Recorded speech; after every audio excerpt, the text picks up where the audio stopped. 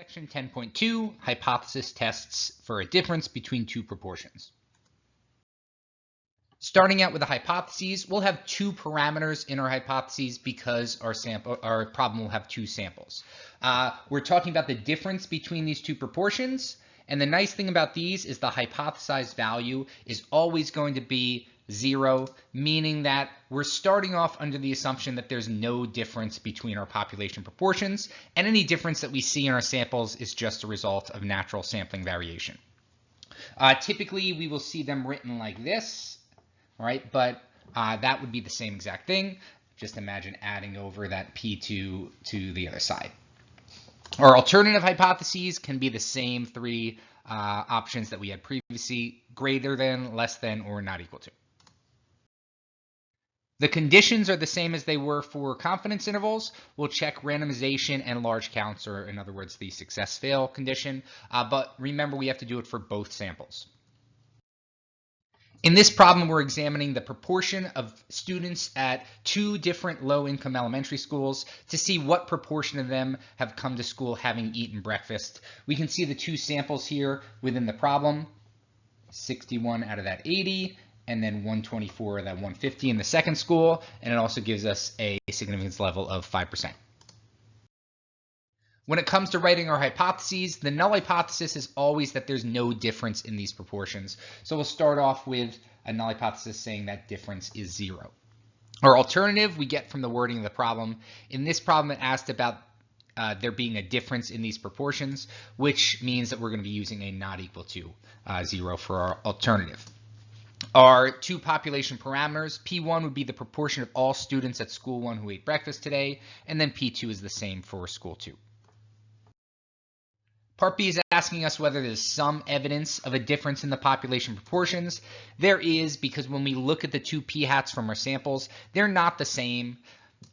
We end up with a difference of 6.4% if we subtract school 1 minus school 2. It's negative in this case, but if we switch the order, which would be fine, we would get that positive difference. And for the conditions, just remember we're checking these for both samples. So we want to make sure we're mentioning both separate samples in our problem, our two schools, and then the same thing with the success, fail, or large counts. So we had 61 out of 80 who had eaten breakfast, that leaves 19 that hadn't, and then 124 out of 150, meaning 26 who hadn't. All of these values are at least 10, so this condition is met. Before we go on to calculate this test statistic, let's talk a little bit about the standard error for this problem. So remember that every time we do a hypothesis test, we are assuming that the null hypothesis is true. Okay, we always start off with that when we're interpreting a p-value. So for every hypothesis test, we're assuming that null hypothesis is true until we get to the end and we see a small p-value. So here's our basic overall generic formula for finding a test statistic. So here it would be for this test. So we have the difference in our two proportions minus that null hypothesis value. And this standard error is the thing that gets a little bit confusing. So right now it looks really similar. It looks the same as it did when we were doing two proportion confidence intervals. However, for these problems, we're not going to be using the individual samples. And that's because of that null hypothesis, saying that these two proportions are actually the same. There's no difference between P1 and P2. So because of that, it wouldn't make sense to substitute in different values for P1 and P2 when we're calculating our standard error. So what we're going to do instead is we're going to pool the samples together. We're going to make one big sample, and we use that in both of those fractions. So the pooled p-hat is just going to be the number of successes in both samples combined. So in other words, it's the number of students in school 1 who ate breakfast plus the number of students in school 2 who ate breakfast. And then we're dividing that by the total number of individuals in both samples combined. So the key difference between these types of problems and confidence intervals is that when we calculate our standard error, we're using that pooled p-hat and pooled q-hat in both of those fractions, in both of those pq over n. So we don't use the individual p-hat for each sample. We put them together to get a pooled p-hat, and then that goes in the numerators of both of those fractions. Again, this is because of that null hypothesis saying that there's no difference in those two proportions, so it wouldn't make sense to plug in different numbers for the proportions. All right, so back to the problem from before. They've displayed that the sample information in this table here, we could see 61 out of 80 in school 1 had breakfast, then 124 out of 150 in school 2. Over here, we have the totals. 185 out of 230 in total had breakfast. In order to calculate the test statistic, we're going to start by calculating those two sample statistics. So p hat 1 comes from the information just in school 1. So in school 1, we had 61 out of 80 students had eaten breakfast. That's 76.25%. And then we'll do it again for school 2. We get 0.8267. All right, now set those aside for a minute because now we're going to find the pooled p hat, which we get from combining both samples together. So this 185 out of 230 comes from adding together the total number of students who ate breakfast, that's 185, and then divide that by the number of students in both samples combined. So our pooled p hat is 0.804. Notice that this is in between these two values. So if they are actually the same proportion, this is our best estimate of what it would be. It's not exactly in the middle of these two numbers because this sample had more students in it than this one, so it's going to be a little closer to that 82% than it is to the 76%. We use that pooled p hat in the standard error calculation. So we see down here on the bottom, 0.804 is on the top of both of these fractions. All right, the corresponding q hat is on the top of both of those fractions, and it's only the denominator that comes from those individual samples. So when we calculated that test statistic on the previous slide, we had gotten a z-score of negative 1.17. This is a two-tailed test, so whatever we get on the left side, we're going to mirror it on the right side. We'll look up this value in the table right here. Okay, we would get 0.1210, and then remember we have to double it because we have two equal-sized tails. So our p-value is 0.2420. Obviously, that's too large. We would fail to reject the null hypothesis.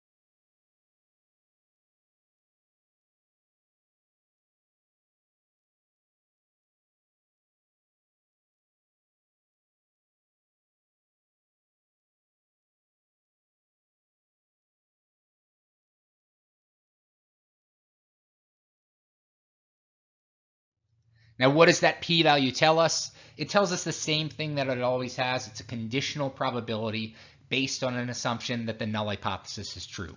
So if the null hypothesis is true, and there's no difference in the population proportions of students who ate breakfast at the two schools, and we were to repeat this process over and over again, when I write this, I always just leave this out. But it does kind of clarify it a little bit if we keep it in. So here we see a dot plot of this process being repeated over and over again.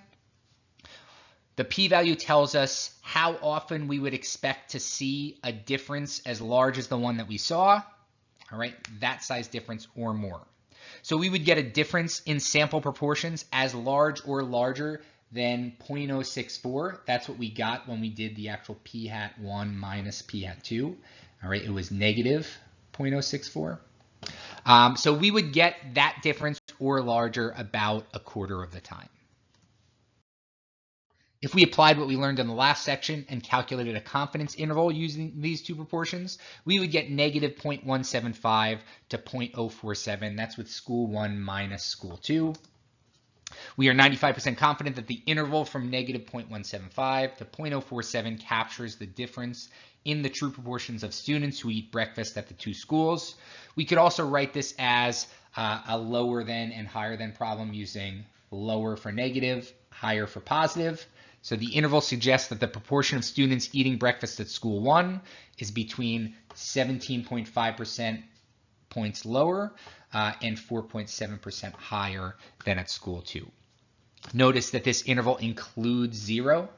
All right, and since it includes 0, we were unable to reject that null hypothesis, which was stating that that difference was equal to 0.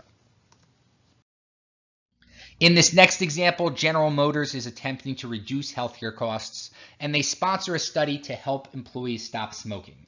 They randomly split them into 2 groups. One of those groups will receive $750 if they agree to quit smoking for the year. The other group were just given traditional methods to stop smoking. We see 15% of group 1 and 5% of group 2 did quit smoking for the year. Do these results give convincing evidence at the 1% alpha level that a financial incentive helps employees like these stop smoking? So our hypotheses. Null hypothesis is always that there's no difference in these proportions.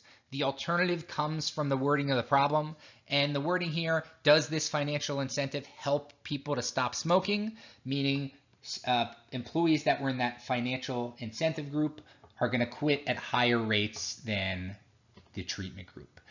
We could also write this like this, which makes it a little clearer. All right, but this sign is just saying the first proportion is going to be larger than the second. PF is the true proportion of employees who quit smoking when they have that financial incentive. T is just the treatment group using traditional methods. Our alpha level is 1%, and there's at least some evidence for this claim because they quit at different rates, 15% and 5%. This inference method is called a 2-proportion z-test. And our randomization condition is met because we have a randomized experiment where these employees are randomly assigned to one of these 2 treatments.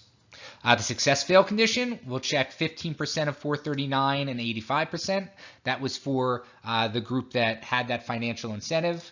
For the people using traditional method, it was 5%. So 5% of 439 and 95%. All of these values are at least 10. Now, when we check those success-fail conditions, we're going to use those in calculating the pooled p-hat. All right, so 15% of that 439 was 66. 5% of 439 is 22. Those are going to get added together and put over the combined sample sizes. And we get a pooled p-hat of 10%. That's going to be used in our standard error calculation. So down here, we see 10% on the bottom of both of these, and the corresponding q-hat 90%. These sample sizes would be the sample sizes of each of those individual experiments, or individual treatment groups, I should say. And in this case, they're both the same. On the top, we have the difference in p-hat 1 minus p-hat 2. Subtract the null hypothesis value, which is always 0, and we get a z-score of 4.94.